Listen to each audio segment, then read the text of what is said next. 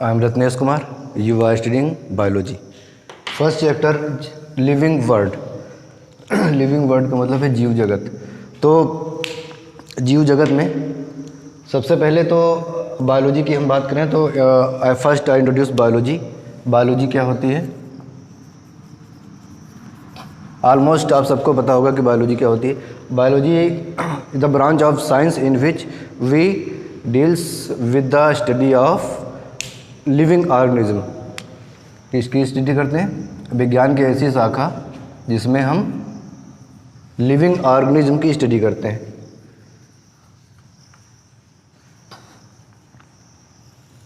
Living organism means जीवित प्राणी, जो जीवित हैं ऐसे प्राणी। तो कौन से ऐसे प्राणी हैं जो कि जीवित हैं, किनको आप लिविंग कहेंगे और किन ऑर्गेनिज्म को आप नॉन लिविंग कहेंगे। What is living and what is non living. तो जो ये मेरा सवाल है, इस सवाल से ही आपका पहला चैप्टर शुरू होता है, लिविंग वर्ल्ड। ये फर्स्ट चैप्टर आपका लिविंग वर्ल्ड, और हम अब जानेंगे लिविंग ऑर्गेनिज्म के बारे में। तो लिविंग ऑर्गेनिज्म अगर हम पूछें क्या होते हैं, तो आप ये कहेंगे सीधे तौर पे कि वो जो सांस लेते हैं वो लिविंग होते हैं, या जो ग्रो अप करते हैं वो लिविंग होते हैं, या जो बढ़ते हैं वो लिविंग होते हैं, या जो जिनमें लोकोमोशन मूवमेंट ऐसी क्रियाएं होती हैं वो लिविंग होते हैं। अगर हम एक वर्ड में कहें, एक वर्ड में इसको हम डिफाइन करें तो ये होगा ऐसे कोई भी ऑर्गेनिज्म जिनमें वाइटल एक्टिविटीज़ होती हैं। वाइटल एक्टिविटीज़,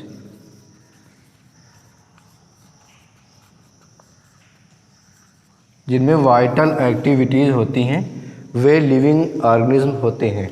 वाइटल एक्टिविटीज़ मतलब जैविक क्रियाएं, जैविक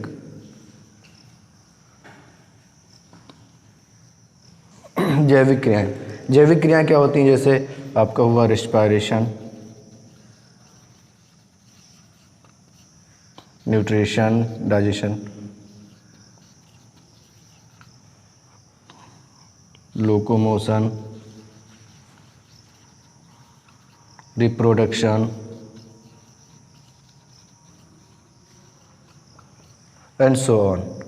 तो ऐसी जो क्रियाएं हमको देखने को मिलती हैं वो वाइटल एक्टिविटीज़ कह जाती हैं। और ये वाइटल एक्टिविटीज़ जिनमें हमें देखने को मिलती हैं उन्हें हम कहेंगे लिविंग ऑर्गेनिज्म, और जिनमें ये सब नहीं मिलती हैं उन्हें हम क्या कहेंगे? Non living. तो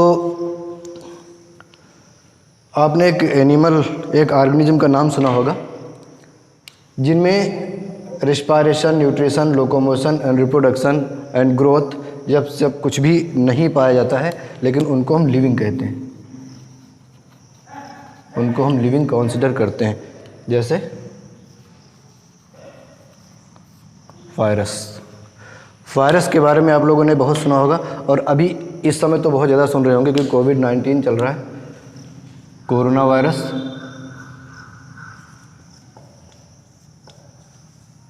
कोविड-19 एक डिजीज़ है। C for corona, CO for corona, VI virus, ND disease. 2019 corona virus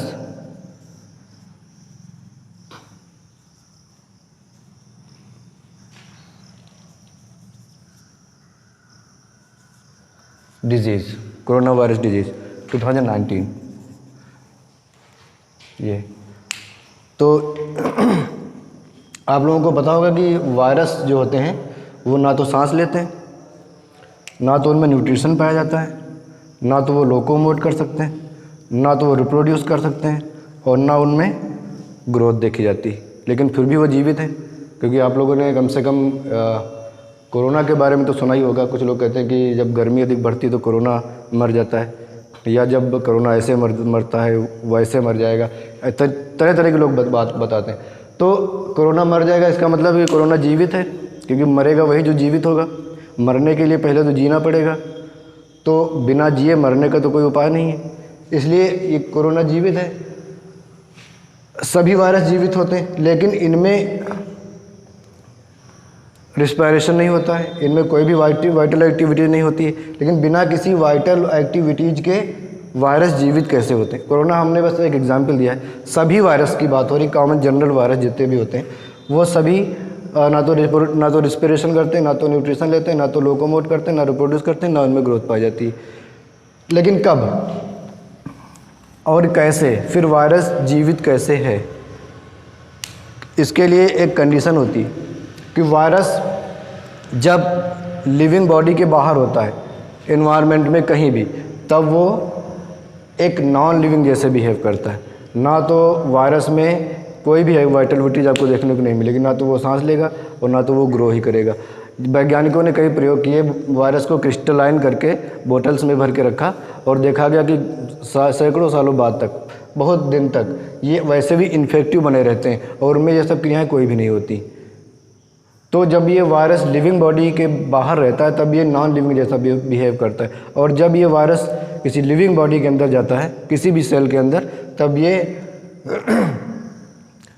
grow करने लगता है, रिप्रोड्यूस करना शुरू कर देता है, मल्टीप्लिकेशन करना शुरू कर देता है, और ये एक लिविंग बॉडी जैसा, लिविंग ऑर्गेनिज्म जैसे बिहेव करता है। तो अगर हम ये कहें कि जिनमें वाइटल एक्टिविटीज़ पाई जाती हैं वही केवल जीवित होते हैं, तो वायरस पे ये बात फॉलो नहीं होती। इसके लिए फिर हमें नई डिफिनेशन चाहिए कि जो ये बताए कि लिविंग ऑर्गेनिज्म क्या होते हैं। एक्चुअली लिविंग ऑर्गेनिज्म, एक साइंटिस्ट थे वीजमान, उन्होंने कहा कि लिविंग होने के लिए, किसी भी ऑर्गेनिज्म के लिविंग होने के लिए 2 शर्तें होती हैं।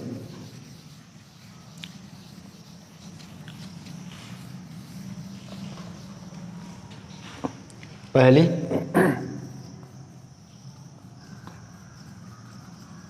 प्रोटोप्लाज्म, और दूसरी न्यूक्लिक एसिड। प्रोटोप्लाज्म मतलब जीव द्रव्य, न्यूक्लिक एसिड मीन्स, अब इसमें आप न्यूक्लिक एसिड में न्यूक्लिक अम्ल, इसमें आप 2 चीज़ें पढ़े होंगे, एक तो डीएनए और आरएनए। प्रोटोप्लाज्म को जीवन का भौतिक आधार कहा गया, यानी किसी भी ऑर्गेनिज्म में अगर प्रोटोप्लाज्म है, जीव द्रव्य है, तो वो जीवित माना जाएगा। या दूसरी शर्त है न्यूक्लिक एसिड। वीजमान ने बताया कि अगर किसी भी ऑर्गेनिज्म में न्यूक्लिक एसिड है तभी वो लिविंग माना जाएगा। तो प्रोटोप्लाज्म और न्यूक्लिक एसिड, इनमें, इन दोनों में से कोई एक चीज़ या दोनों अगर किसी ऑर्गेनिज्म में पाई जाती हैं तो वो एज ए लिविंग, जीवित प्राणी के रूप में कंसिडर किए जाएंगे, लिविंग ऑर्गेनिज्म माने जाएंगे। तो अभी जैसे हमने वायरस की बात की, तो हम ये जानेंगे कि बिना किसी वाइटल एक्टिविटीज़ के वो जीवित कैसे रहता है। तो इसके लिए हमें वायरस को देखना पड़ेगा। वायरस के बारे में हम जानते हैं कि वायरस में अगर जनरल स्ट्रक्चर देखें तो वायरस में एक प्रोटीन का कैप्सिड होता है, प्रोटीन का खोल जिसको हम कैप्सिड कहते हैं, और इसके अंदर न्यूक्लिक एसिड पाया जाता है, डीएनए या आरएनए। या डीएनए भी हो सकता है या आरएनए भी हो सकता है। केवल 2 चीज़। जो वायरस होते हैं वो ए सेलुलर या नॉन सेलुलर कहे जाते हैं। ए सेलुलर या नॉन सेलुलर मतलब इसमें सेल नहीं पाई जाती, केवल एक प्रोटीन का खोल होता है जिसको हमने कैप्सिड कहा, और उसके अंदर एक डीएनए या आरएनए पाया जाता है जो कि न्यूक्लिक एसिड होता है। न्यूक्लिक एसिड में डीएनए या आरएनए कोई भी हो सकता है। तो ये है। अब सवाल ये होता है कि ये वायरस जब जीवित कोशिका के बाहर रहता है तब ये नॉन लिविंग यानी मृत जैसा क्यों व्यवहार करता है? ये तभी क्यों जीवित होता है जब ये किसी लिविंग बॉडी के अंदर जाता है। इसमें आप देख रहे हैं कि एक कैप्सिड यानी प्रोटीन का खोल और डीएनए, इसके अतिरिक्त इसमें कुछ भी नहीं पाया जाता है। और जीवित रहने के लिए या रिप्रोडक्शन करने के लिए यह डीएनए का द्विगुणन जरूरी है, और डीएनए का द्विगुणन तभी होगा जब इसमें रेप्लिकेटिव मशीनरी होगी, यानी कुछ ऐसे एंजाइम्स होते हैं जो कि रेप्लिकेशन के लिए बहुत ज़रूरी होते हैं। रेप्लिकेशन मीन्स डीएनए द्विगुणन। रेप्लिकेशन के लिए बहुत ज़रूरी एंजाइम्स होते हैं, जैसे डीएनए लाइगेज हुआ, डीएनए पॉलीमरेज हुआ,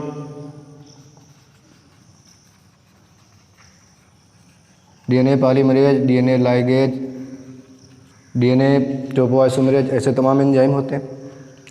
तो ये एंजाइम कहाँ होंगे? प्रोटोप्लाज्म में होंगे, और प्रोटोप्लाज्म इसमें पाया नहीं जाता। इसलिए क्योंकि जो प्रोटोप्लाज्म ही नहीं होता है तो ये सारे एंजाइम भी इसमें नहीं होते। तो इस वजह से ये जब तक किसी लिविंग बॉडी के संपर्क में नहीं आता है तब तक ये रेप्लिकेशन शुरू नहीं कर सकता है। जैसे ये किसी लिविंग बॉडी के अंदर प्रवेश करता है तो ये उसकी रेप्लिकेटिव मशीनरी को यूज करता है अपने रेप्लिकेशन के लिए।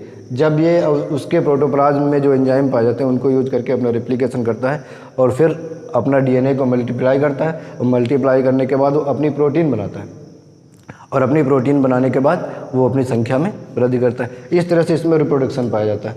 तो ये वायरस इस वजह से जब तक ये जीव कोशिका के बाहर रहता है तब तक नॉन लिविंग, और जब ये जीव कोशिका के अंदर जाता है तब ये लिविंग जैसा व्यवहार करता है। इसलिए इसको हम कनेक्टिव लिंक कहते हैं,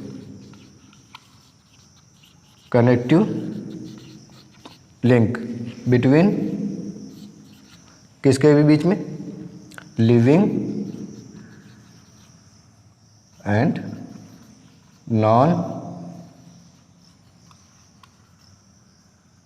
नॉन लिविंग, सजीव और निर्जीव के बीच की कड़ी वायरस को कहा जाता है इस वजह से।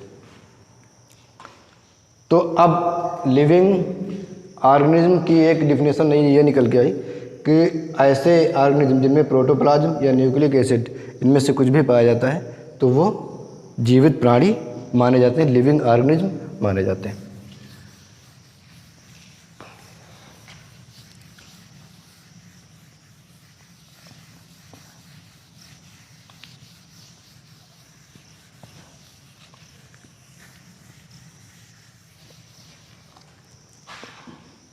तो पहली डिफिनेशन आपने लिविंग ऑर्गेनिज्म की ये देखी कि जिनमें वाइटल एक्टिविटीज़ होती हैं, जिनमें जैविक क्रियाएं होती हैं, उनको हम लिविंग कहते हैं। दूसरी डिफिनेशन आपने ये देखी कि जिनमें वाइटल एक्टिविटीज़ के अतिरिक्त अगर आप सेलुलर ऑर्गेनाइजेशन देखें, बॉडी का स्ट्रक्चरल ऑर्गेनाइजेशन देखें तो दो चीज़ें पाई जानी उसमें ज़रूरी हैं, एक तो प्रोटोप्लाज्म और दूसरा न्यूक्लिक एसिड। और न्यूक्लिक एसिड में से चाहे आरएनए पाया जाए या डीएनए पाया जाए, इन दोनों में से कोई एक चीज़ होना जरूरी। अगर है तो हम उनको लिविंग ऑर्गेनिज्म कंसिडर करेंगे, जैसे कि वायरस एज ए एग्जाम्पल आपने देखा। अब हम बात करेंगे बायोडाइवर्सिटी।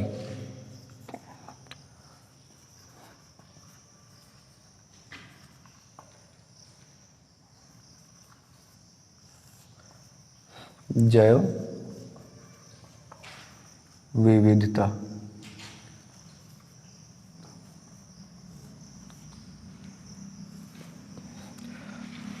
बायोडाइवर्सिटी क्या होती? जैसे कि नाम से ही पता चल रहा है, बायोडाइवर्सिटी जैव विविधता।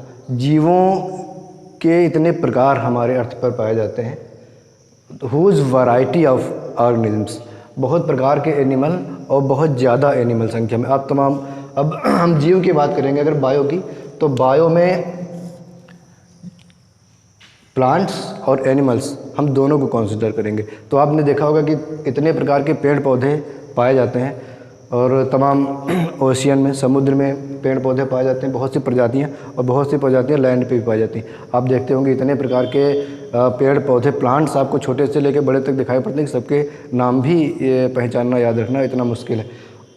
दूसरी तरफ आप तमाम एनिमल्स देखेंगे, जो बहुत से प्रकार के एनिमल हैं। तो ये जो वैरायटी है, huge variety of animals and plants is called biodiversity.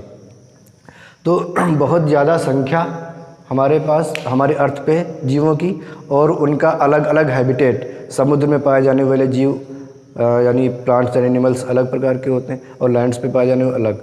तो ये सब बहुत, इनका अलग अलग हैबिटेट होता है और अलग अलग फीचर्स होता है। ये स्टडी बायोडाइवर्सिटी कहलाती है।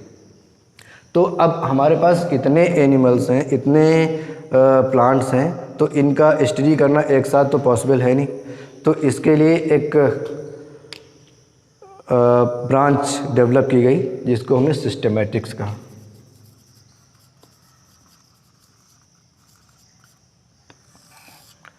सिस्टमैटिक्स में सिस्टमैटिक्स का मतलब होता है arrangement of the plants and animals in different groups.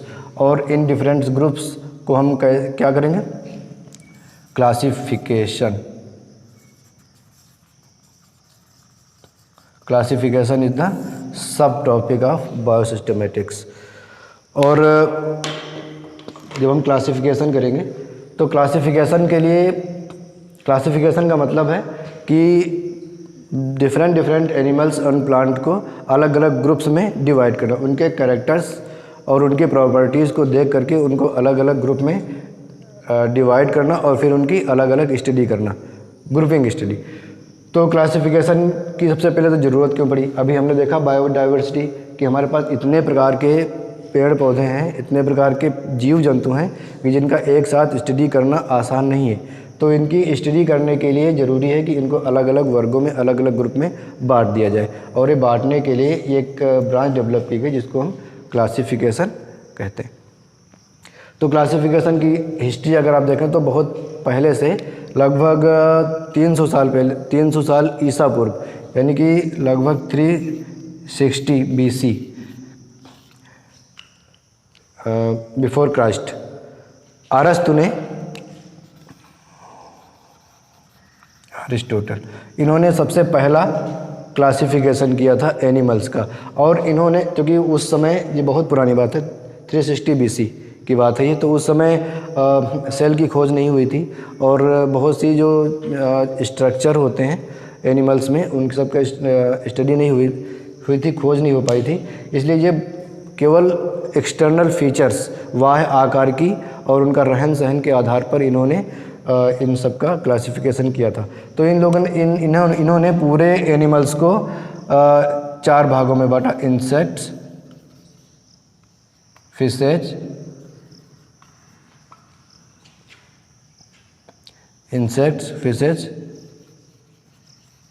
Birds और व्हेल्स।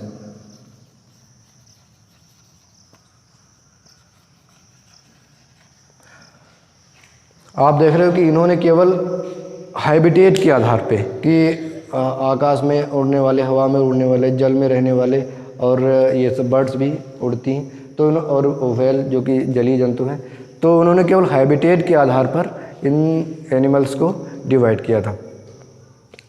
जो कि कुछ जो जलीय जंतु थे उनको अलग कर दिया, जो स्थलीय थे उनको अलग कर दिया, और जो छोटे थे इंसेक्ट्स हवा में रहने वाले उनको उन्होंने अलग कर दिया। इस तरह से उन्होंने एक जनरल क्लासिफिकेशन, बिल्कुल आर्टिफिशियल क्लासिफिकेशन इन्होंने दिया था। और चूँकि अब इन्होंने ये बहुत ही मोस्ट एक्सेप्टेड नहीं है, इसके बाद में और भी क्लासिफिकेशन हुए जो कि अब हम लोग पढ़ते हैं, लेकिन शुरुआत अरस्तु ने की थी, इसलिए अरस्तु को हम फादर ऑफ जूलॉजी कहते हैं, फादर ऑफ जंतु विज्ञान का पिता अरस्तु को कहा जाता है। एक और साइंटिस्ट है थियोफ्रेस्टस। थियोफ्रेस्टस एक बॉटनिस्ट थे और उन्होंने प्लांट्स का क्लासिफिकेशन किया, पौधों का क्लासिफिकेशन किया, और उन्होंने सभी पौधों को 4 भागों में बांटे, shrubs, herb,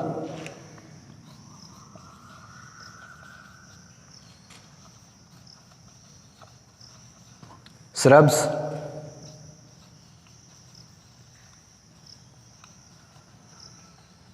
under shrubs and trees. यानी हर्ब्स जो छोटी छोटी घास होती है वो, और उसके बाद अंडर श्रब घास से थोड़ी बड़ी ये जो झाड़ियाँ होती, हर्ब श्रब्स का मतलब तो झाड़ियाँ, और अंडर श्रब झाड़ियों से छोटे पौधे, और ट्रीज़ का पेड़।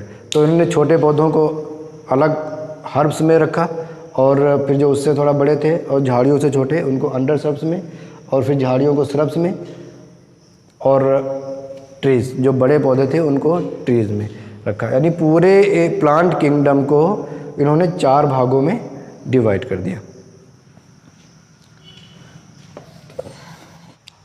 अब हम डिस्कस करेंगे टैक्सॉन, रैंक्स ऑफ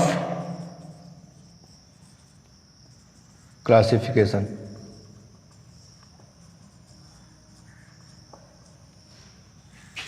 कुछ यूनिट्स होती हैं, कुछ रैंक्स होती हैं जिनके आधार पर हम जीवों को क्लासीफाई करते हैं। इनको हम यूनिट्स ऑफ क्लासिफिकेशन भी कहते हैं।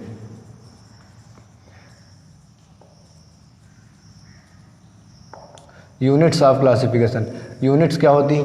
तो जो क्लासिफिकेशन हम करते हैं उनमें कुछ रैंक्स होते हैं, रैंक के आधार पे, यानी कि कुछ बड़े ग्रुप, फिर छोटे ग्रुप, फिर और छोटे ग्रुप्स, यानी कि हम बड़े बड़े और छोटे छोटे ग्रुप्स में उनको रैंक्स में डिवाइड करते हैं। इन रैंक को हम साइंस विज्ञान की भाषा में या बायोलॉजी की भाषा में टैक्सा कहते हैं। टैक्सा, टैक्सा प्लूरल है, उसका सिंगुलर होगा टैक्सान।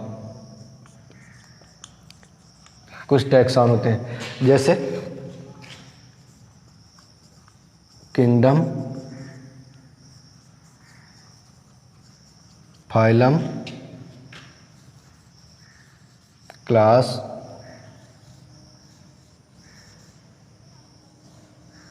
Order,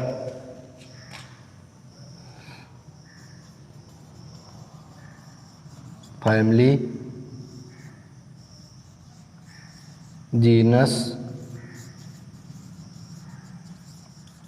species. किंगडम मतलब जगत, संघ, वर्ग, ऑर्डर, गण, फैमिली, कुल, जीनस, वंश, स्पीशीज, जाति। अब देखिए ये विभिन्न रैंक्स होती हैं, यूनिट्स होती हैं क्लासिफिकेशन की। हम किस स्तर पर किन किन यूनिट्स में क्लासीफाई करते हैं जंतुओं को, जीव जंतुओं को। तो किंगडम जगत, ये सबसे बड़ा एक ग्रुप है जिसमें अब जैसे कि पादप जगत हो गया, जंतु जगत हो गया, तो सबसे बड़ा है जिसके अंदर बहुत से फाइलम्स समायोजित होते हैं। कई फाइलम्स को मिला करके एक किंगडम बनता है, और एक फाइलम में बहुत से क्लास होते हैं, कई क्लास मिलकर के एक फाइलम बनाते हैं, और इस क्लास में उसी तरह से बहुत से आर्डर होते हैं, और एक आर्डर में बहुत सी फैमिलीज होती हैं, और एक फैमिली में कई जीनस होते हैं, और एक जीनस के यानी एक वंश में बहुत सी जातियाँ होती हैं। तो जो जाति है ये क्लासिफिकेशन की सबसे छोटी इकाई है, ठीक है। Species, species is the smallest unit of classification. जाति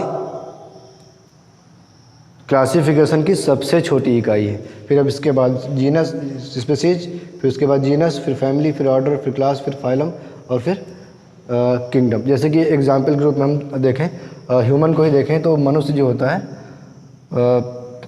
मैन या ह्यूमन लिख दें, इसका क्लासिफिकेशन करें सबसे पहले किंगडम। इसका जगत कौन सा होगा? इसमें होगा एनिमेलिया। मनुष्य एक एनिमल है ना, तो वो एनिमेलिया इसका किंगडम होगा। और इसका फाइलम होता है, इधर लिख लें, सॉरी,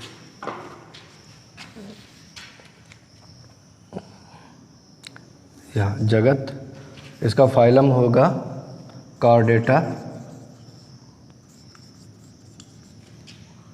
इसका वर्ग होता है मैमेलिया,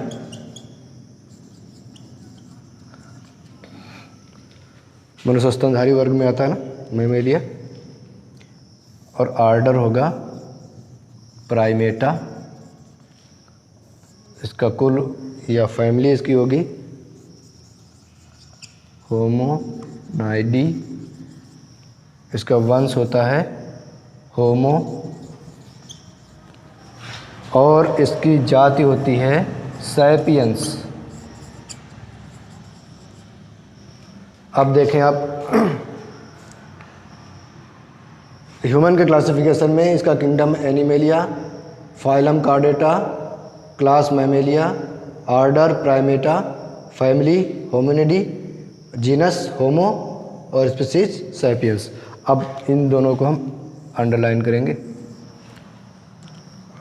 बायनॉमियल नॉमेनक्लेचर के हिसाब से, जो कि कैरोलस लिनियस ने दिया था। तो ये यूनिट्स ऑफ क्लासिफिकेशन होती हैं, 7 यूनिट्स हैं हमारे पास क्लासिफिकेशन की। इसमें भी फर्दर यूनिट्स बनाई गई, जैसे कि फाइलम में अगर कोई सब फाइलम है तो सब फाइलम होता है, क्लास में भी सब क्लास होती है, ऑर्डर में भी सब क्लास होते हैं। तो और इस तरह से ये, लेकिन ये मेन आपके जो प्रमुख यूनिट्स होते हैं ये 7 यूनिट्स होते हैं, जिसमें सबसे छोटी यूनिट होती है स्पीशीज और सबसे बड़ी यूनिट होती है किंगडम। एक किंगडम में बहुत से फाइलम होते हैं और एक फाइलम में बहुत से क्लास, और इसी तरह से ये छोटे छोटे ग्रुप्स बनते चले जाते हैं और सबसे लास्ट में एक स्पीशीज होती है जो सबसे स्मॉलेस्ट यूनिट है क्लासिफिकेशन की। अब हम देखेंगे बायनोमियल नॉमेनक्लेचर, जो कि कैरोलस लिनियस ने डेवलप किया था, नॉमेनक्लेचर की एक पद्धति। अब Carolus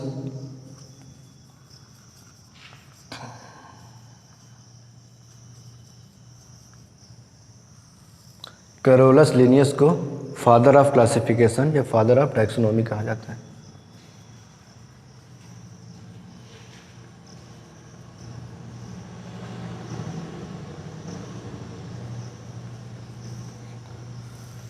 father of taxonomy,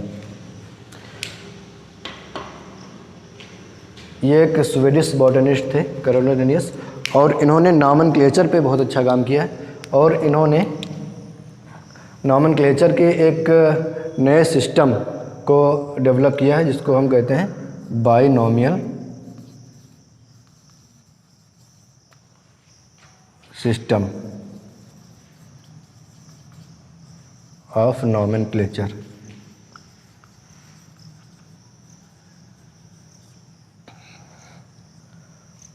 binomial system of nomenclature, नामकरण की द्विनाम पद्धति।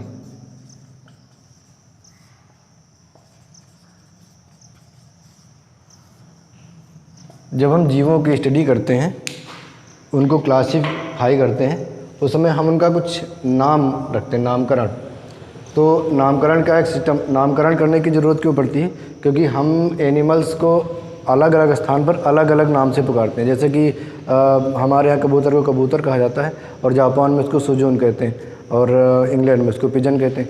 तो हर एक स्थान पर हर एक एनिमल को अलग अलग नाम से पुकारा जाता है। लेकिन जब उसकी स्टडी हम करते हैं तो इंटरनेशनल लेवल पर ऐसा होना चाहिए कि एक नाम हो, क्योंकि सभी वैज्ञानिक जब बैठे उनकी स्टडी करें किसी भी एनिमल की, तो जब एक कॉमन नाम होता है तब उनकी स्टडी करना आसान होता है। इसलिए कैरोलस लिनियस ने नॉमेनक्लेचर की नामकरण की एक पद्धति बनाई, जिसको द्विनाम पद्धति या बाइनोमियल सिस्टम कहते हैं, बाइनोमियल नॉमेनक्लेचर कहते हैं। इसमें जो प्रमुख फैक्ट्स हैं बाइनोमियल सिस्टम में, पहला तो ये कि इन्होंने कहा कि किसी भी जीव या किसी भी एनिमल का नाम 2 पदों में होगा, इन 2 वर्ड्स, 2 शब्दों में होगा, जिसमें से पहला वर्ड फर्स्ट लेटर होगा जो उसके जीनस यानी वंश को डिनोट करेगा, और दूसरा होगा वो इसकी स्पीसीज को डिनोट करेगा। ये पहला शब्द जो 2 शब्दों से नाम, 2 शब्दों का बना होगा एक नाम, और उसमें पहला शब्द होगा वो जीनस को प्रदर्शित करेगा, वंश को प्रदर्शित करेगा, और दूसरा शब्द स्पीसीज मतलब उस जीव की जाति को प्रदर्शित करेगा। जो पहला शब्द होगा जीनस वाला, उसका पहला अक्षर अंग्रेजी के कैपिटल लेटर से यानी बड़े अक्षर से लिखा जाएगा, कैपिटल लेटर से। पहला जो शब्द होगा वो अंग्रेजी के कैपिटल लेटर से लिखा जाएगा, और जो दूसरा वाला शब्द होगा वो अंग्रेजी के छोटे अक्षर से लिखा जाएगा। ये दूसरी खासियत होती। तीसरी खास बात इसकी ये होती है कि ये जो दोनों नाम हम लिखेंगे तो उनको इटैलिक फॉर्म में लिखेंगे, इटैलिक फॉर्म में, या अगर हम इटैलिक फॉर्म में ना लिखें तो उनको लिखने के बाद हम अलग अलग अंडरलाइन करेंगे।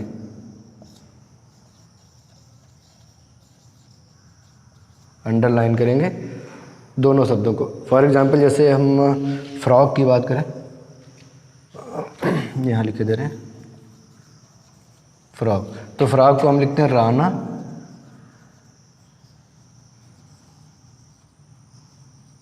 टिग्रीना, तो ये राना हुआ और ये टिग्रीना। अब देखिए आप यहाँ पर ये फ्रॉग का जो नाम है वो राना टिग्रीना है, ये जूलॉजिकल नेम है इसका। तो ये कैरोलस लिनियस के नॉमेनक्लेचर के आधार पर रखा गया है। राना एक वर्ड, दूसरा टिग्रीना। राना वंश को यानी कि जीनस को डिनोट करता है और टिग्रीना इसकी स्पीशीज, इसकी जाति को डिनोट करता है। और इसमें जो पहला वर्ड है राना, उसका कैपिटल लेटर आप देख रहे हैं, पहला अक्षर जो है अंग्रेजी कैपिटल लेटर से बना हुआ है और दूसरा टिग्रीना टी छोटे से। तो दूसरा वाला जाति वाला जो होता है वो छोटे अक्षर से लिखा जाता है और दोनों को हमने अलग अलग अंडरलाइन किया है। उसी तरह आप सरसों का देखोगे तो ब्रासिका नाइग्रा, ये ब्रासिका उसकी जीनस होती है और नाइग्रा उसकी स्पीशीज होती है। उसमें देखिए बी हमने कैपिटल से बनाया, ठीक है। वैसे आम मैंगो का देखोगे मैंगी फेरा इंडिका, एम कैपिटल से लिखा जाता है और दोनों को अलग अलग अंडरलाइन किया जाता है इस तरह से। तो ये हुआ बायनोमियल नॉमेनक्लेचर, ये कैरोलस लिनियस ने हमें प्रोवाइड किया था नॉमेनक्लेचर की एक सिस्टम। कैरोलस लिनियस ने जो क्लासिफिकेशन किया जीवों का, इन्होंने पूरे जीव जगत को 2 किंगडम्स में डिवाइड किया।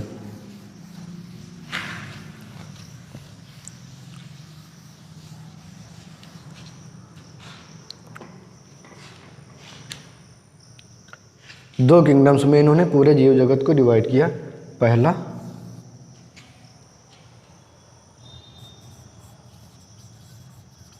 प्लांटी और दूसरा एनिमेलिया, यानी कि पादप जगत और दूसरा हुआ जंतु जगत।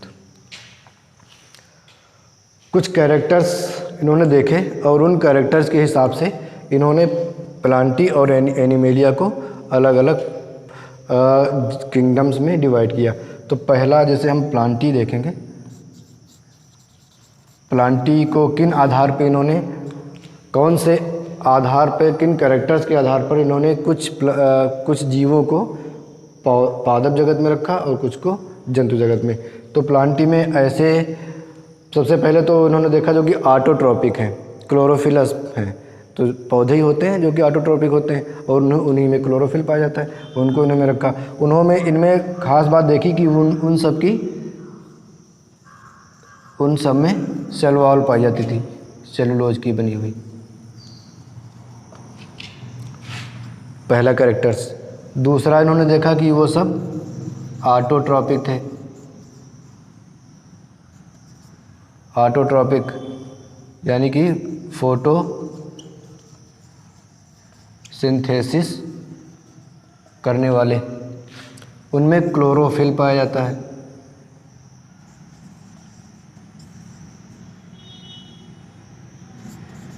क्लोरोफिल पाया जाता है। तीसरा, चौथा कैरेक्टर क्या देखा कि उनमें जो स्टोर फूड होता है, स्टोर्ड फूड मटेरियल, वो होता है स्टार्च।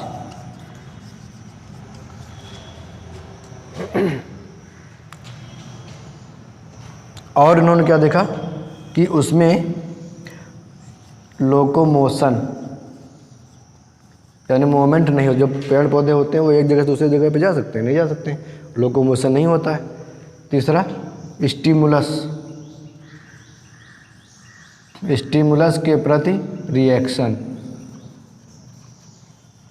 अगर आप उनको छुए काटें तो ऐसा तो है नहीं कि पेड़ पौधे भागते हैं या कोई रिएक्ट करते हैं, कुछ नहीं, उदासीन रहते हैं सभी स्टिमुलस के प्रति। जीव होते हैं तो सभी स्टिमुलस के प्रति रिएक्ट करते हैं, और लेकिन पेड़ पौधों में ये क्षमता नहीं होती। इन सब में जो इनका स्ट्रक्चरल ऑर्गेनाइजेशन है उसमें जैसे कि आप देखते हैं कुछ एक्टिविटीज़ होती हैं जो इनमें नहीं पाई जाती, जैसे कि ये नर्वस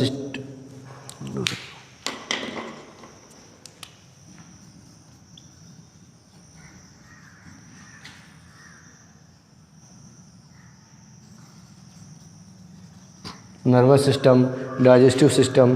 तो ऐसे जो कुछ इंटरनल आर्गन्स होते हैं वो उनमें कम्प्लीटली एब्सेंट होते हैं पेड़ पौधों में। तो ऐसे कुछ कैरेक्टर जैसे कि सेलवाल का पाया जाना, सेलुलोज की सेलवाल सभी पौधों में पाई जाती है। ये सब ऑटोट्रॉपिक होते हैं, इनमें क्लोरोफिल होता है और ये फोटोसिंथेसिस द्वारा अपना भोजन स्वयं बनाते हैं। और इनमें जो भोजन बनने के बाद जो फूड स्टोर होता है वो स्टार्च के रूप में होता है। इनमें लोकोमोशन नहीं होता है। इनमें स्टिमुलस के प्रति कोई रिएक्शन नहीं होती है। इनमें nervous system, digestive system, excretory system जैसे इंटरनल ऑर्गन्स नहीं पाए जाते, एब्सेंट होते हैं। ये कुछ कैरेक्टर्स थे जिनके आधार पर कैरोलस लिनियस ने इन पौधों को, सभी पौधों को पादप जगत में यानी किंगडम प्लांटी में रखा। एनिमेलिया, एनिमेलिया में क्या कैरेक्टर थे, किन कैरेक्टर के आधार पर इन्होंने कुछ ऑर्गेनिज्म को, कुछ जीवों को एनिमल यानी जंतु जगत में रखा। तो सबसे पहला कि इनमें सेल वॉल नहीं पाई जाती, इनमें सेल वॉल टोटली एब्सेंट होती है जो कि प्लांट में पाई जाती थी। दूसरा, इनमें क्लोरोफिल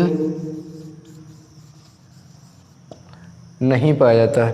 क्लोरोफिल नहीं पाया जाता है तो ये ऑटोट्रॉपिक नहीं होते, ये कैसे होते हैं, हेटेरोट्रॉपिक। ये अपना भोजन स्वयं नहीं बना पाते हैं, प्लांट पे डिपेंड करते हैं फूड के लिए। तीसरा, इनमें जो स्टोर्ड फूड होता है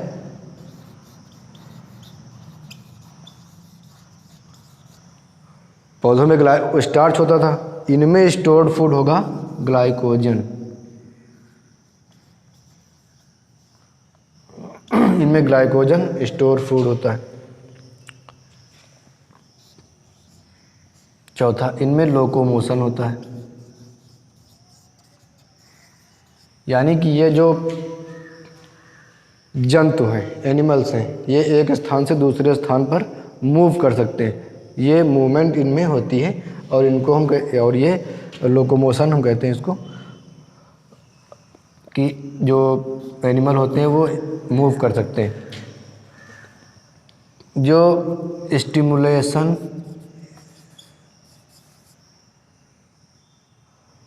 तमाम स्टिमुलाई जो होते हैं उनके प्रति इनमें रिएक्शन होता है, ये रिएक्ट करते हैं।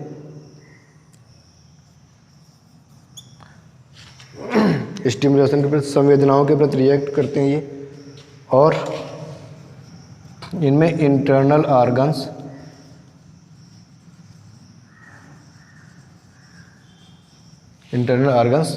पाए जाते हैं, जैसे डाइजेस्टिव सिस्टम है, एक्सक्रीटरी सिस्टम है और नर्वस सिस्टम है। इस तरह के ऑर्गन्स इसमें वेल डेवलप्ड पाए जाते हैं।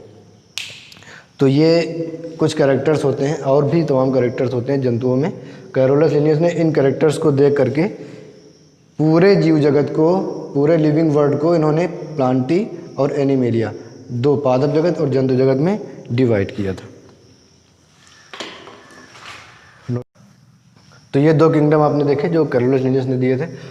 उसके बाद ऑब्जेक्शंस हम देखेंगे। इन दो किंगडम्स की कमियां क्या निकाली गई।